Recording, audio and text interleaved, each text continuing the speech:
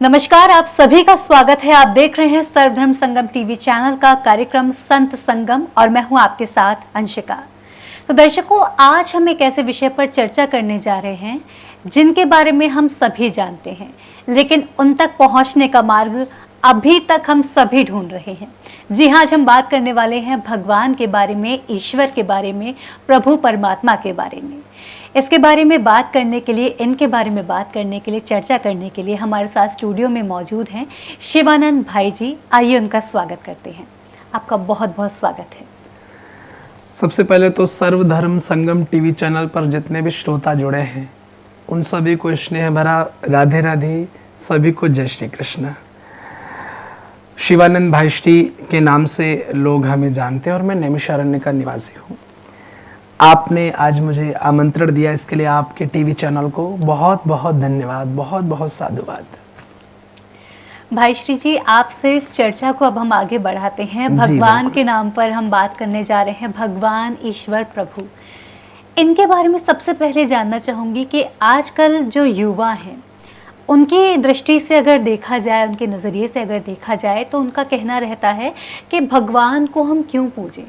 खाना, हम जॉब कर रहे हैं, हम काम कर रहे हैं, पैसे कमा रहे हैं, खा रहे हैं। या फिर जो युवा काम नहीं कर रहे हैं, उनका कहना ये है कि हमारे माता पिता जो हैं वो काम कर रहे हैं, वो हमें खाना दे रहे हैं, तो हम भगवान के पास क्यों जाएं? भगवान का आखिर रोल ही क्या है हमारे जीवन में? तो इस पर थोड़ा सा प्रकाश आप डालें, बताएं कि भगवान का रोल क्या है। बहुत सुंदर प्रश्न है। आपको धन्यवाद दूंगा ऐसे प्रश्न के लिए, क्योंकि आपके इस प्रश्न से कई लोगों को उत्तर मिलेगा और कई लोगों का जीवन में लाभ प्राप्त होगा। बिल्कुल, आज का जो युवा है वो थोड़ा सा अलग सोचता है और रखनी भी चाहिए। मैं इसके लिए उनको बुरा नहीं मानूंगा, क्योंकि जब तक उनकी सोच को देखते हुए उनका उत्तर नहीं मिलेगा तब तक वो अपने धर्म और भगवान से क्यों जोड़ेंगे। भगवान का जीवन में रोल क्या है? भोजन हमारे माता पिता कम देते हैं, सब चीजें हमारे घर वाले देते हैं, हम भगवान से क्यों जुड़े? सबसे पहली बात तो भगवान किसे कहते हैं, इस शब्द को हम जाने। भा से होता है भूमि, गा से होता है गगन, वा से वायु, अ से अग्नि, एक अक्षर जोड़ा होता है, अ से अग्नि और ना से नीर।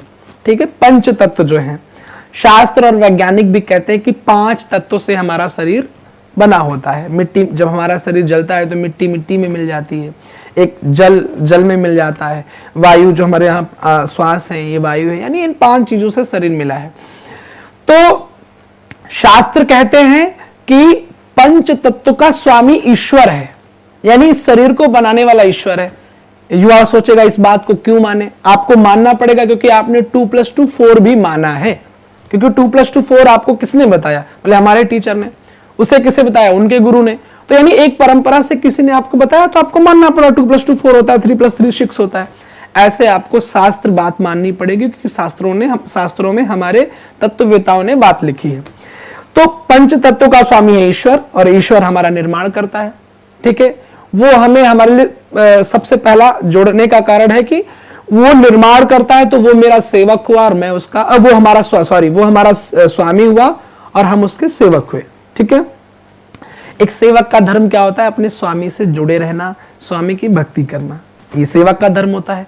तो प्रथम कारण भगवान से जुड़ने का वो है कि उसने हमारा निर्माण किया है।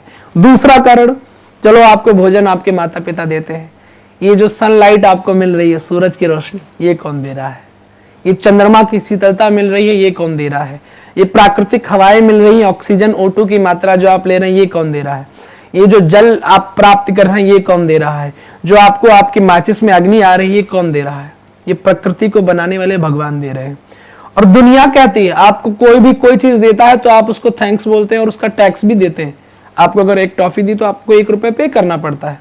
ऐसे ही वायुदेव को आपको टैक्स देना पड़ेगा, आपको जलदेव को टैक्स देना पड़ेगा। वो टैक्स देने के लिए आपको कुछ करना नहीं है, आपको भगवान को थैंक यू बोलना पड़ेगा, भगवान से कनेक्ट होना पड़ेगा, भगवान से जोड़ना पड़ेगा।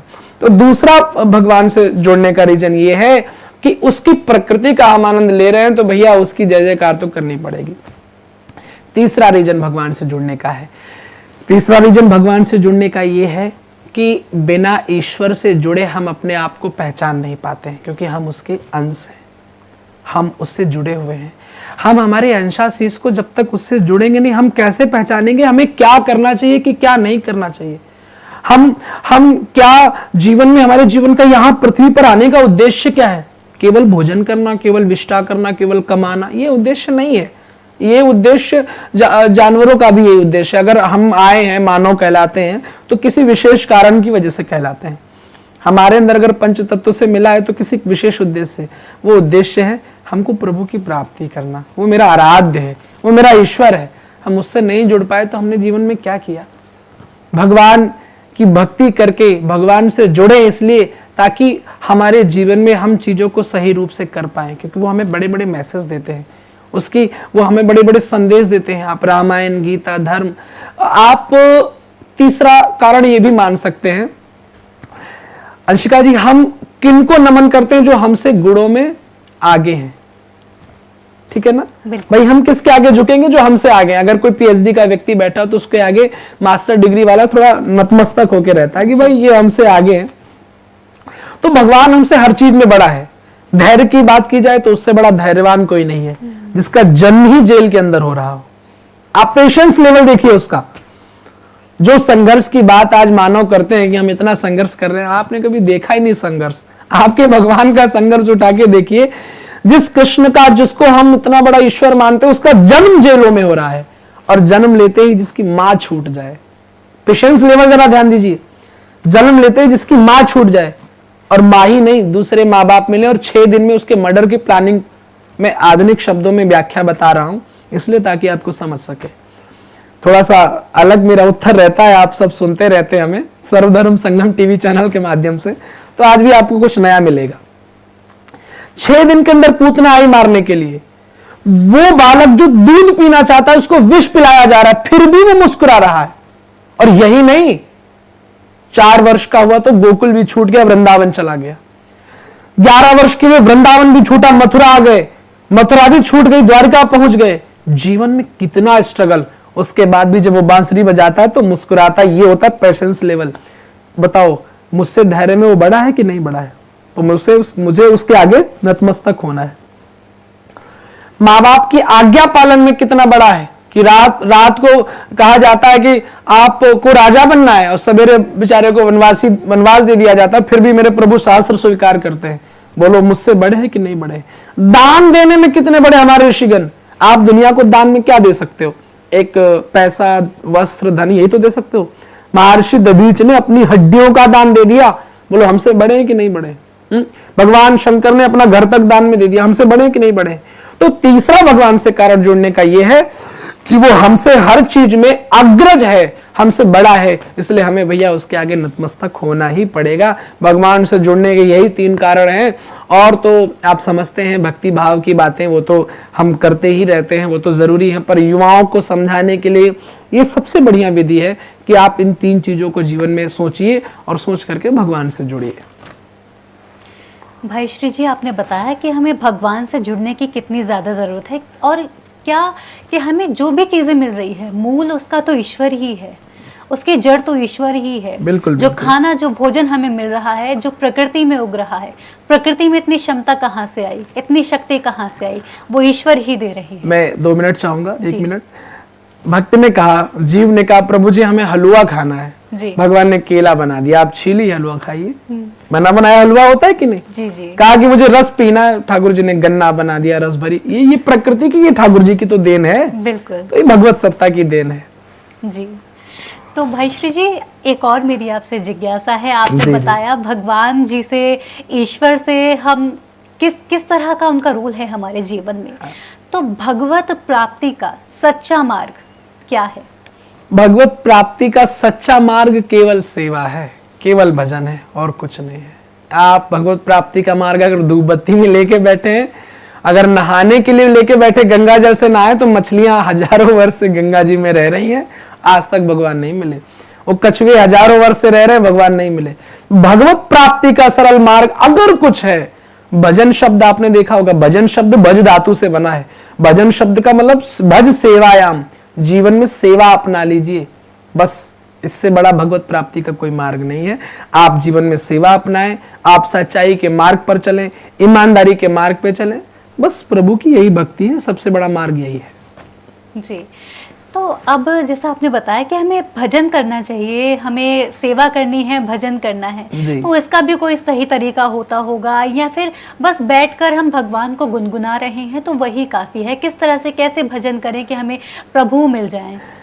देखिए, प्रभु की प्रसन्नता, भगवत की प्रसन्नता और भजन का सही मार्ग इतना है कि जो भगवान के गुण हैं, भगवान कब प्रसन्न होगा? मैं जैसे आप मेरे से बात कर रही हैं तो मुझे कब प्रसन्नता होगी कि जो चीज मुझे पसंद है वो आप करें, मैं प्रसन्न हो जाऊंगा, ठीक है ना?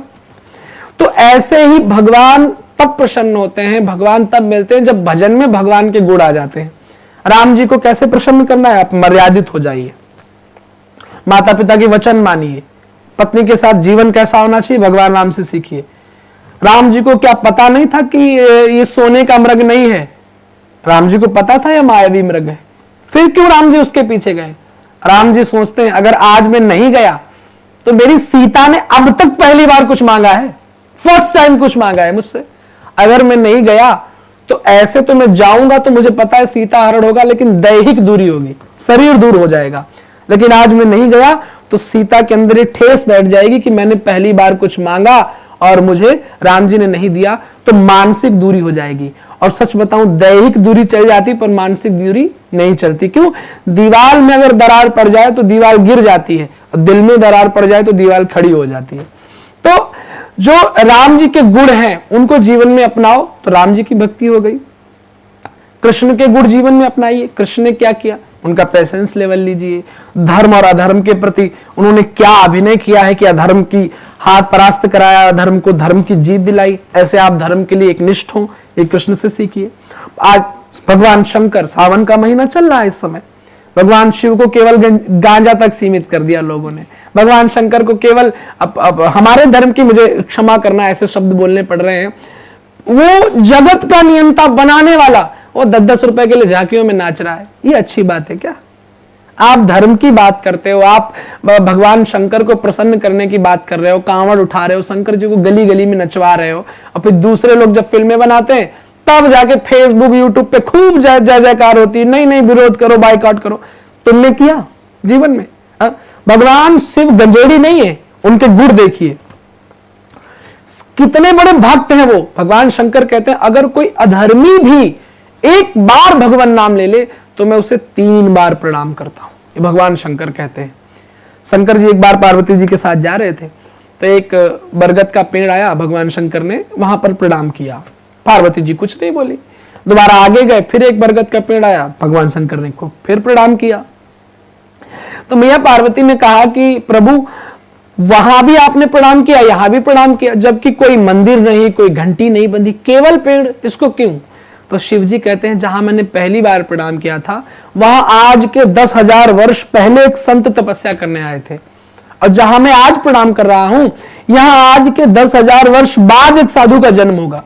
यानी वो भक्त के साथ साथ में साधु सेवक कितने बड़े हैं कि वो उन चीजों को प्रणाम कर रहे हैं। ये शंकर का गुण आपको नहीं दिखाई दिया? भगवान शिव का तपस्या में जीवन कैसे होना चाहिए, एक धर्मात्मा का जीवन कैसा हो, ये शंकर जी से सीखो। भगवान शिव जिनकी पत्नी राम जी की परीक्षा लेके आई, पत्नी का त्याग कर दिया, जानते हैं कि अब पत्नी से मिलना नहीं है, और पत्नी का रोल जीवन में बहुत होता है, मानना भी पड़ेगा। उसके बाद भी वो समाधि में है, भजन में है। पत्नी अंततोगत्वा जल गई, उसके बाद भी वो अक्रोधी है, उसके बाद भी वो शांत है। जीवन की ऐसी सिचुएशन जहां पर आपके साथ अगर ये घटे तो आप विचलित हो जाएंगे, आप पागल हो जाएंगे, क्या करें क्या ना करें। उस स्थिति में वो शांत है। शांति की कैसी प्राप्ति करें, ये शंकर जी से सीखो। एक लिसनर कैसा, एक समर्पित भाव कैसा हो, शंकर जी से सीखो। खुद इतने बड़े मर्मज्ञ हैं, राम कथा सबसे पहले लिखी, रचि महेश निज मानस राखा, और उसके बाद भी एक कौवे से बैठकर काग बसुंडी से कथा सुनते हैं। एक लिसनर कैसा हो, एक झुका हुआ व्यक्ति कैसा हो, एक समर्पित भाव कैसा हो। शिव जी से ये सीखो ना। शंकर जी को प्रसन्न करना तो ये काम करो जीवन में, समर्पण, झुकाव, त्याग, तपस्या, धैर्य, पेशेंस, धर्म, ये आप शिव जी से सीखिए। केवल उनकी भांग ले ली और अपने स्वार्थ की सिद्धि के लिए तमाम प्रकार के नशे करने लग गए और बोलते हम तो शंकर जी के भक्त हैं। अरे क्या मूर्खता वाला भाव है। दानी कैसा हो शंकर जी से सीखो। मैया पार्वती ने कहा एक बार कि आप तो कुछ करते ही नहीं हो, थोड़ा सा हमारा भी घर बन जाए। तो शिव जी ने कहा नहीं, अपने तो घर का नसीब नहीं, अपना भाग्य नहीं है। पार्वती जी ने कहा नहीं, हम तो चाहते हैं कि आप बनाओ। भगवान ने निर्माण किया लंका का, पूजन पे बुलाया विष्णुवा को, दक्षिणा की बात आई, विष्णुवा ने लंका ही मांग ली, भोले बाबा ने सहस्त्र दे दी। यानी दानी कैसा हो ये भी शिव जी से सीखिए। आपके जीवन का हिस्सा जो बिल्कुल समझ लीजिए आपका अपना हो, उसमें से भी अगर दान करने की आवश्यकता पड़े तो आप दान करो, शंकर जी प्रसन्न हो जाएंगे। केवल एक लोटा जल चढ़ाओ, पड़ोसी की चुगली करो, पड़ोसी को गाली दो और दिन भर घूस खो। आजकल आदमी कहता है महाराज हम प्याज लहसुन नहीं खाते। अब बढ़िया बात है, घूसखोरी खूब करता है। बोलो प्याज लहसुन छोड़ना उसको फायदा करेगा? घूसखोरी करो, चोरी करो, पाप की कमाई करो, प्याज लहसुन न खाओ। उससे बढ़िया तो प्याज लहसुन खा तू। तो भगवान भजन का सच्चा मार्ग यही है कि भगवान के गुणों को जीवन में अपनाओ। जो भगवान ने किया वो अगर आपके जीवन में आ गया, जो भगवान ने कहा, कृष्ण जी ने गीता कही है, आप उसको जीवन में अपनाइए। तो भाई श्री जी, अब मैं आपसे जो मेरी अगली जिज्ञासा है वो ये है कि कृष्ण को, भगवान को, श्री राम को हम जब भी समझते हैं और इनको पाने की जब हम कोशिश करते हैं तो सबसे पहले आता है कि भक्ति करो। तो भक्ति किस तरह से करनी है? भक्ति, ये भी प्रश्न बहुत अच्छा है, हाउ टू डू डिवोशन, है ना, भक्ति कैसे करें। और मैंने कई इंटरव्यू में ये उसका उत्तर दिया है। देखो भक्ति करना बहुत कठिन नहीं होता है, जैसा हम मान के चलते हैं कि नहीं एक प्रोसेस होगा। आदमी डर के मारे भक्ति करता है। किसी पंडित जी ने बता दिया भजन करो, ये करो, नहीं तो ऐसा हो जाएगा। आजकल डर बैठ गया, आरती कोई व्यक्ति कर रहा है, धोखे से आरती छूट जाए, अरे अब तो भगवान नाराज हो गया। अरे भगवान नाराज हो जाएगा, तुम दुनिया में रह पाओगे? रोज हनुमान चालीसा का पाठ करता है मान लो कोई व्यक्ति, और एक दिन न करे और वो गाड़ी से जा रहा हो, गाड़ी पंचर हो जाए, तो उसके मन में भाव आएगा अरे आज हनुमान चालीसा नहीं पढ़ी इसलिए गाड़ी पंचर हो गई। क्या हनुमान जी इतने फ्री बैठे हैं कि तुम्हारी गाड़ी पंचर करने आएंगे? भक्ति का डर बैठा है। भक्ति करने के लिए कोई बड़ा प्रोसेस नहीं है। आज के समय में क्या प्रोसेस है मैं वो बताता हूं। जैसे आपके फैमिली में 4 लोग हैं, आप 5वां भगवान को मान लो, बस हो गई भक्ति। आप जो काम 4 के लिए करते हो, आप 4 के लिए भोजन पवाते हो, ठाकुर जी को भी भोग लगाओ। आप 4 के लिए स्नान करवाते हो, ठाकुर जी को भी करो। आप 4 को समय ऑफिस में होते हैं, दफ्तर में होते हैं, आप 4 के लिए याद 4 की आती है, आप भगवान की याद करो। आप यात्रा में जाते हैं, कहीं भी जाते हैं 4 के साथ, आप ठाकुर जी की कोई यात्रा कर लो, भगवत दर्शन की कोई यात्रा कर लो। जो काम आप दैनिक फैमिली में करते हैं, बेसिकली क्या होता है, हम क्या करते हैं भगवान भक्ति में, वो अलमारी में ठाकुर जी रख दिए, भगवान रख दिए, 2 धूप बत्ती सवेरे, 2 धूप बत्ती शाम को, चीनी वाली वो चीटी वाली वो चीनी, एक डिब्बे में मिश्री कटी पैक है, और वो कटी वाली पंचमेवा जो गुनी आती है, खुद खाएगा तो एनिक का घी, भगवान के लिए वही पूजा वाला घी जो 150 रुपए किलो आता है। खुद खाएगी बढ़िया सुपारी, भगवान के लिए वो कटी गुनी सुपारी। कि ऐसे भक्ति होती है। ऐसे लाख माला कर लो कुछ नहीं होगा। अपनी जैसा बर्ताव भगवान के साथ करो, बढ़िया जैसे आप जीवन में टीका आप देख करके लगाते हो, ठाकुर जी को भी देख करके लगाओ। आप सुंदर श्रृंगार करते, भगवान को भी काजल लगाओ, श्रृंगार करो। आप अपने लिए कैसा बिहेव सोचते हैं, बस ऐसी कनेक्टिविटी ठाकुर जी से हो जाए। और सबसे बड़ी बात, एक कोई रिश्ता बना लो भगवान से। जीवन में बिना रिश्ता के भगवान मिलते तो है लेकिन बड़ी कठिनता से। और जब कोई रिश्ता हो जाता, मान लो हमने पुत्र बनाया, क्योंकि दुनिया का सबसे बड़ा रिश्ता पुत्र का ही, पिता का ही होता है। क्योंकि पिता अगर बीमार है तो एक पुत्र क्या चाहेगा कि या तो ये बच जाए, नहीं तो जल्दी भगवान इनकी मुक्ति हो। ऐसा मेरे साथ मैंने देखा, कई लोग ऐसा कहते हैं मुझसे। लेकिन एक पुत्र यदि बीमार है, कितना भी बीमार हो, पिता हर बार यही प्रार्थना करेगा, ठाकुर जी मेरा बेटा ठीक हो जाए। बस अगर आपने भगवान को पुत्र बना लिया तो वैसा ही भाव जोड़ो कि भोग लगा रहा हूं, कोई गर्म तो नहीं है, जल तो नहीं जाएंगे ठाकुर जी, कुछ खिला रहा हूं, कोई खट्टा पीटा, ठाकुर जी का गला तो नहीं खराब हो जाएगा, भगवान का कुछ ये तो नहीं। उससे बात करने की कोशिश करो, ऊल जुनून कुछ भी बोलो। आप कभी कभी बैठ जाओ, क्योंकि हम क्या सुना के चले आते हैं, ये चौपाई, ये स्त्रोत, अरे सुन, कभी उसकी भी तो सुनो। भगवान आप मेरे घर में हो, खुश तो हो, बढ़िया तो हो, ठीक हो, सब बढ़िया, कभी बात करो उससे। वही पंक्ति हम गाते हैं, निस्दिन बरसत नयन हमारे, सूरदास जी की। वही पंक्ति सूरदास जी ने गाई, पर सूरदास को भगवान मिले, हमें नहीं मिले। क्यों? क्योंकि हम केवल गुनगुनाते, हमारे नैन बरसे नहीं कभी। हम कहते हैं निस्दिन बरसत नैन हमारे नैन कहां बरसे, हम तो केवल गुनगुनाए। एक करोड़पति भी आदमी कहता है कि प्रभु जी नहीं विद्या नहीं बाहुबल नहीं खर्चन को दाम, खर्चने के लिए पैसा नहीं है, जबकि 50 लाख अकाउंट में भरा है। स्तुति ऐसी करो जो भाव से कनेक्ट हो, भगवान मिल जाएंगे। तीसरी बात, आजकल कैसे भक्ति करें? आप नॉर्मली सो के उठते हैं, आप व्हाट्सएप चलाते हैं, आप फोन चलाते हैं, क्योंकि आजकल पहला ध्यान आदमी का फोन पे ही जाता है। आप फोन पे वॉलपेपर ठाकुर जी का लगा लो। आप सुबह उठे, भगवान के दर्शन हुए, उसके बाद आप उठे, आपने नित्य क्रिया स्नान वगैरह पूजा वगैरह की, आप गाड़ी में बैठ के ऑफिस गए, आपके गाड़ी में भगवान की फोटो हो, आप देखते हुए गए।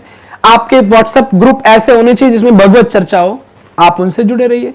आप वीडियोस कोई देखें ऐसे जो भगवत संबंधी हो। भक्ति यही है, हर समय उसमें समाये रहना, उसके ध्यान में रहना, उसमें खोए रहना, उसके चीजों को निर्वहन करना, यही भक्ति करने का सबसे बढ़िया तरीका है। और वही बात है कि आप भगवान को मानते हो, खूब कर्मकांड करते हो, पर गंदे गंदे वीडियोस देखते हो, गंदी गंदी बातें करते हो, तो ये मेरी दृष्टि में भक्ति नहीं है। सरल भक्ति यही है, तरीका यही है, आप अपने जैसा भगवान को माने। भाई श्री जी, इतना सरल शब्दों में आपने समझा दिया कि भक्ति कैसे करनी है। जैसे हम अपने लिए जो भाव रखते हैं, स्वयं वैसा ही भाव, सेम वैसा ही भाव हमें प्रभु के प्रति भी रखना है। जैसा खुद खाना चाहते हैं अच्छा, वैसे ही भाव उनके प्रति रखें। जैसा खुद अच्छा पहनना चाहते हैं, अच्छे दिखना चाहते हैं, जब वो भाव आ जाएगा कि मेरे प्रभु भाई मेरे से भी अच्छे दिखने चाहिए, या और मैं क्षमा चाहूंगा जी, मैं हमेशा एक बात अपनी कथाओं में बोलता हूं, भगवान दिमाग का विषय नहीं है, क्योंकि ज्यादातर भक्त दिमाग लगाते हैं। वो बड़े बड़े शास्त्र पढ़ के आ गए, अरे ऐसे करें भक्ति वैसे करें। भगवान दिमाग का विषय नहीं, भगवान दिल का विषय है। और जहां दिमाग लगता है वहां दिल लगी नहीं होती, और जहां दिल लगी होती वहां दिमाग काम करना बंद कर देता है। कर्मा बाई खिचड़ी बना रही तो ज्यूठी जो दातान होती ना, जिसे आप ब्रश बोलते हो, वो ब्रश लेती है और खिचड़ी में ऐसे चला देती है, और जगन्नाथ जी आते हैं भोग लगाते हैं। बोलो ज्ञान समाप्त होता है कि नहीं होता? यहाँ पे भक्ति बस यही विषय है, बहुत अलग चीज है। ये जो मीडिएटर आपको बहला रहे हैं, धर्म के कुछ ठेकेदार, नहीं ये नियम, अरे मत पड़ो इन चक्करों में। भगवान और मेरे बीच में कोई मीडिएटर क्यों, कोई दलाल क्यों? मेरा उसका अपना रिश्ता होना चाहिए, मेरा उसका अपना प्यार होना चाहिए, मेरा समर्पण ही भक्ति है। मैं कभी कभी कहता हूं, अपना कुछ देना अर्पण है, अपना कुछ देना अर्पण है। कोई आपने वस्तु गिफ्ट या कुछ दे दी, अपना देना अर्पण है, अपनों को देना तर्पण है, जो अपने पूर्वज होते हैं। और अपने आप को देना ये समर्पण है, और यही समर्पण ही भक्ति है। यही निश्चल मन से भगवत भजन करना, यही भक्ति है, निर्विकार होकर के। मन में कोई छल नहीं, दिखावा नहीं कि हमारी पड़ोसन चाची आई तो हमने आस्था या संस्कार या धार्मिक चैनल या सर्वधर्म संगम ये लगा के बैठ गए, महाराज जी को सुन ले, और जहां चली गई फिर भाभी जी घर पे हैं देखने लग गए। नहीं, किसी को देखने दिखावे की आडंबर का विषय नहीं है। भजन में जो छिपा है वो भक्त है, और भजन में जो छपा है वो भक्त नहीं है। भजन छिपने का विषय है, छपने का विषय नहीं। तो भाई श्री जी, जैसा कि आपने बताया कि जो भक्ति का विषय है वो हमारे मन का विषय है, दूसरों को दिखाने के लिए नहीं, हमें स्वयं के लिए करना है, क्योंकि हम स्वयं अंदर से जानते हैं कि हम क्या हैं क्या नहीं। तो उसके साथ ही आपने बीच में एक जिक्र किया था कि एक मीडिएटर होते हैं जो बीच में जो दावा करते हैं आप हमारे पास आइए, हम आपको भगवान से जोड़ेंगे, या हम सही राह आपको दिखाएंगे भगवान तक पहुंचने की। तो आपसे वो जानना चाहूंगी, और अपने आप को वो लोग संत भी कहते हैं, तो सच्चे संत कौन होते हैं? सच्चे संत के लक्षण क्या होते हैं? कैसे पता करें? बहुत अच्छा प्रश्न है, क्योंकि आजकल तो बड़ी कालाबाजारी चल रही है। आजकल तो सब कहते हैं ये करो, ये करवा देंगे, वो करवा देंगे। सच्चा साधु कभी तुम्हें पैसा बढ़ाने की बात नहीं बताएगा। सच्चा साधु वो है जो केवल भगवत चर्चा करे, उसके जीवन का उद्देश्य केवल भगवत भक्ति है। साधु कौन? जो साधना को बताए, ना कि साधनों को। साधन और साधना दोनों में अंतर है। जो साधनों को बताए वो साधु है, जो संयम से रहे वो साधु है, जो सारग्राही हो वो साधु है। आपके अंदर 1000 गुण है, अवगुण है, पर वो आपके गुणों को खोज ले, किसमें ये गुण कैपेबल है। हनुमान जी महाराज को हम क्या कहते हैं? संत कहते हैं, रामायण में भी आया, बिनु हरि कृपा मिले ही नहीं संता, विभीषण जी कहते हैं। वो संत क्यों है? क्योंकि उन्होंने अपने जीवन में बहुत कुछ किया। जब सुंदरकांड में हनुमान जी महाराज ने उड़ान भरी, संत कैसे बना जाता है इसके नियम है। संत कौन है? जब उड़ान भरी तो सबसे पहले मैनाक पर्वत आया। मैनाक एक सोने का पहाड़ था जो आया और हनुमान जी महाराज को बोला विश्राम करो। तो ये मैनाक संत के जीवन में भी आता है। मैनाक माने सोने का पर्वत, माने धन संपत्ति। संत, जब आप संत परंपरा में आएंगे तो बड़े बड़े हाई कोर्ट के जज, बड़े बड़े वकील, बड़े बड़े पैसे वाले, ये बड़े बड़े लोग आपके पास आएंगे, महाराज हमारी ऑडी ले लो, महाराज ये कर लो, महाराज वो कर लो।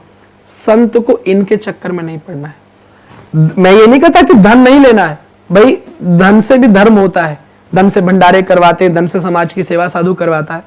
लेकिन हनुमान जी महाराज ने छुआ मैनाक को, लेकिन वहां रुके नहीं, वहां से आगे बढ़े। यानी इसमें फंसना नहीं है। साधन खूब कमाओ पर साधना को मत भूलो, इसमें फंसना नहीं है। वो फंसे नहीं इसमें, क्योंकि भक्त जब भगवान की ओर बढ़ता है तो भगवान सबसे पहले क्या करते हैं? एक माँ की तरह है भगवान। भगवान क्या करते हैं? एक माँ जैसे जब बच्चा रोता है तो माँ सबसे पहले खिलौने डालती है, ये झुंझुना दे दिया, खिलौना दे दिया। बच्चा उसी में चुप हो गया तो माँ काम करने लग जाती है। और बच्चा उसके बाद भी नहीं चुप हुआ तो माँ सब काम छोड़ के बच्चे को गोद उठा लेती है। भगवान भी ऐसा ही है।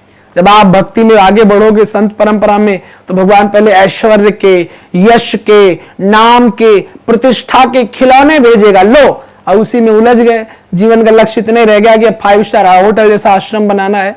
भगवान कहते हैं हाँ बस इसी में फंसा रहे, मेरे पास मत आ।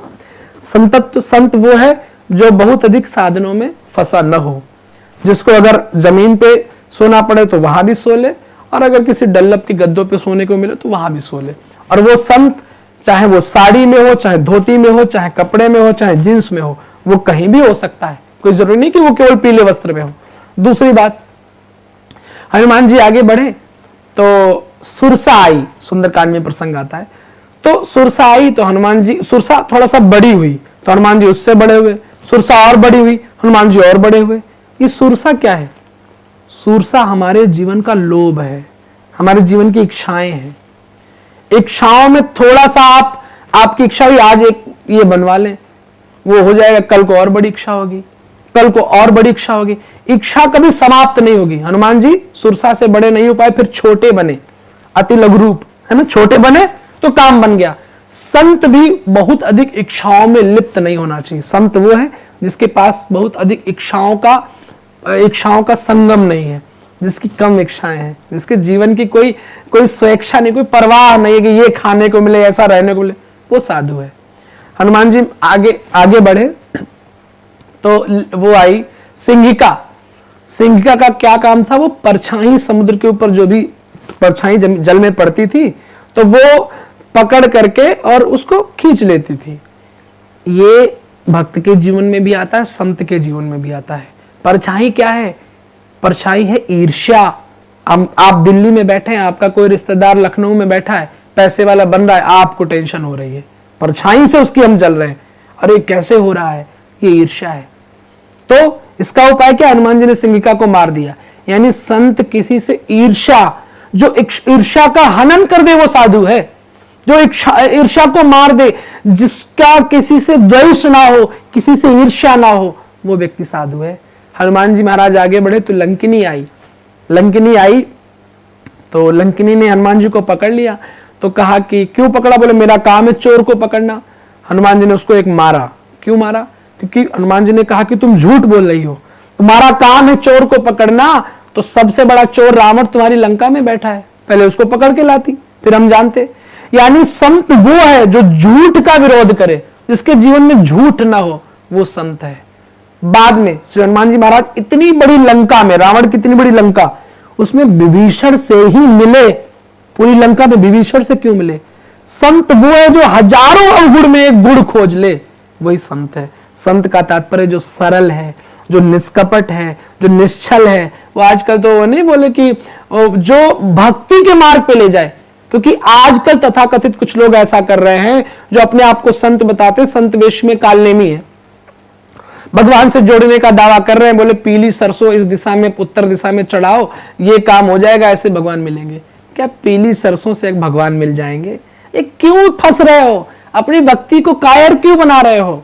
ये टोटकों के चक्कर में न पड़ो माय डियर, भक्ति करो। जीवन में आपकी कोई भी ऐसी चीज नहीं जो भजन से प्राप्त की ना जा सकती हो। आप देखिए हर चीज भजन से मिलेगी। इन चक्करों में मत पड़ो, इन चीजों में मत उलझो, इन कालनेमी के चक्कर में मत पड़ो। सच्चे संत की पहचान करो, और सच्चे संत की यही पहचान है, वो चाहे पैंट में हो चाहे किसी ड्रेस में हो। सच्चा संत कौन है? जो सरल है, जो किसी से ईर्ष्या करना नहीं जानता है, जो भक्ति के राह बताता है, जो भक्ति का मार्ग बताता है, जो भगवान से जोड़ने वाला है, जो भजन से जोड़ने वाला है, जो दूसरे का दुख अपना दुख समझे, जो दूसरे का दर्द अपना दर्द समझे, वही समाज में साधु है। मेरी दृष्टि में वही संत है। भाई श्री जी, आपका मैं सबसे पहले तो धन्यवाद करना चाहूँगी कि आपने ईश्वर के बारे में हमें बताया, हमें ये बताया कि संतों का हम कैसे चयन करें कि कौन संत असल में संत हैं और असल में संत नहीं हैं, जो दिखावा कर रहे हैं। क्योंकि अगर हम एक ऐसे संत के पास जाएंगे तो निश्चित ही हम अपनी राह भटक जाएंगे, जो रियल में नहीं होंगे।